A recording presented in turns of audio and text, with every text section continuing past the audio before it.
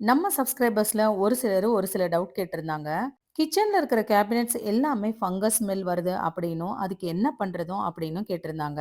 என்னோட கிச்சன்ல சிங்க் கீழ இருக்கிற கேபினெட்ஸ் வந்து எப்பவுமே நான் ஒரு டோர் ஓப்பன் பண்ணி வைப்பேன்.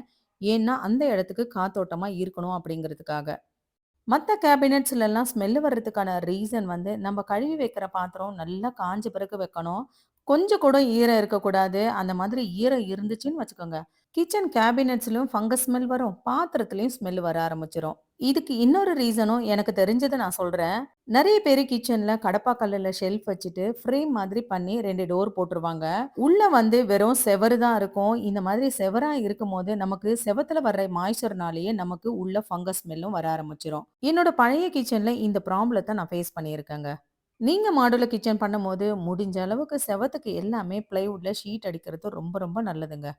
கிச்சன்ல நான் கழுவி வைக்கிற பாத்திரம், ஒரு ட்ராப் தண்ணி கூட இல்லாம நல்லா வெயில்ல காய வச்சு நான் வைக்கிறேன். அதனால எனக்கு இந்த மாதிரி பிரச்சனையே இல்லைங்க. மாடுலர் கிச்சனா இருந்தாலும் சரி, நான் மாடுலர் கிச்சனா இருந்தாலும் சரி, நம்ம கழுவி வைக்கிற பாத்திரம் கொஞ்சம் கூட ஈரம் இல்லாம காஞ்ச பிறகு அப்புறம் ஷெல்ஃப்ல அரேஞ்ச் பண்ணி வைங்க.